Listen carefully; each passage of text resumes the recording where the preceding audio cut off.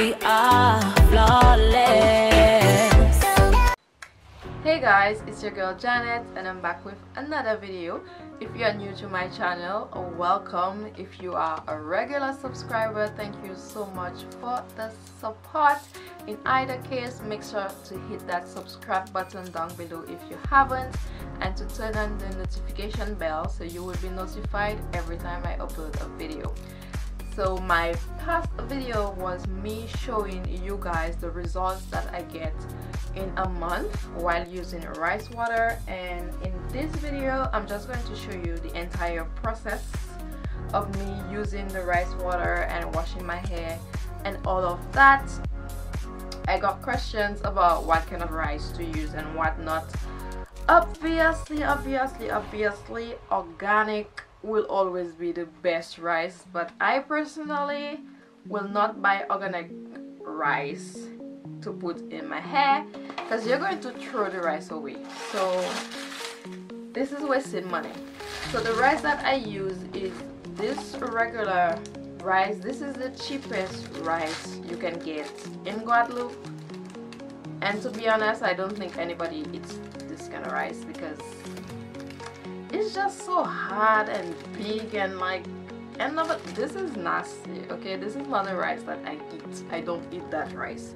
This is basic white rice, and in one box you have 4 of those little plastics. I don't want the sun or light, I should say. I don't want any light to penetrate in the jar. That's why I don't use a jar. So I use a bowl, which is a green bowl or black bowl with a cover, of course, and then I store the bowl in a dark closet. Like I put it in a closet in the kitchen and I close the closet. I don't leave it exposed to the sun or anything like that. So I make sure I lay it flat. I put the plastic in the bowl and then I cover it with water. That's about it. And there I have 200 milliliters of water, but basically the amount of water you will put will depend on the amount of rice that you use. So yeah, I put my water in there.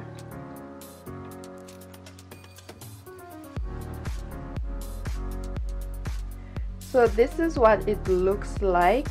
I don't know if y'all can really see the amount of water, but the water is basically just covering the plastic of rice. I want to take like really all the elements, all the nutrients or whatever it is that is in the rice. I want it to be in my hair, so I don't wash it beforehand because I don't want to wash anything away. And the fact that this will be fermenting, what I do to stop the fermentation is that I boil the rice. But don't worry, I will be showing you all the process. So yeah, so I started on the 4th of January 2019 and the ending is on the 29th of June 2019. So what I have in orange is what I have already done, and as you can see, they have Friday. So on Fridays I pre-poo with a hot oil treatment, and on this side you have Saturday wash routine. But the wash routine is divided into 2 sections, so it's either I do a full wash or I co-wash. So today is Friday and I'm going to do my hot oil treatment. Tomorrow is the 9th of February, so on the 9th of February I'm supposed to do a co-wash. And yeah, so for my hot oil treatment I have been using resin oil. This is basic resin oil that you can get in any supermarket, and to that I add some peppermint oil as well as some lavender oil and some tea tree oil. So this 3 is essential oil, so I'm just putting a couple drops of them, but you can use whatever oil that works for your hair. So you have to know your hair and choose what works for you. And to massage my hair I use this scalp invigorator that I got from Vanity Planet a couple years ago. This thing doesn't work anymore, like the battery died or whatever. Like normally when you press the button here it's supposed to vibrate and you can just use it to massage your scalp, but it doesn't vibrate anymore, which doesn't bother me at all. I just literally use it even if it doesn't vibrate. So I would apply it to my scalp and I would use my hand, you know, to stimulate the oils. So I don't really care if it's not working anymore. I still use it. I've never stopped using it. And I think that's all. I hope I didn't forget to say anything.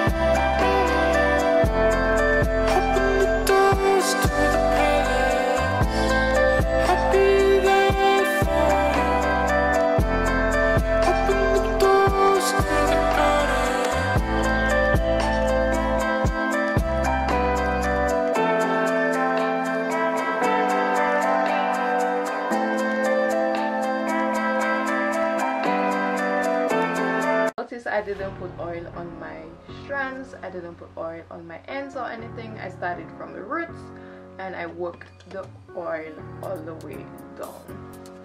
You don't want to put too much oil. The point is not to be oily. You're not trying to fry your hair. It's not a frying pan. Your hair is not a frying pan. You don't want to put a whole ton of oil in it. So you want to put just the right amount of oil. When it comes to using the comb as well, this is personal choices. I know a lot of people don't like to use comb. I personally don't have that kind of patience in my life to finger detangle and whatnot. So, but you want to make sure if you do use a comb that it's a big one. You don't want to use small combs on your hair. So when I do that, I twist my hair.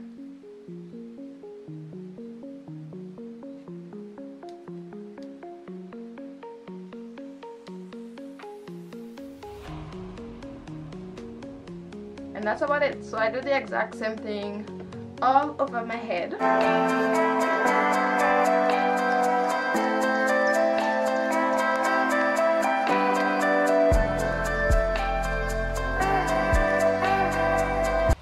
And that's about it, guys, for this hot oil treatment process.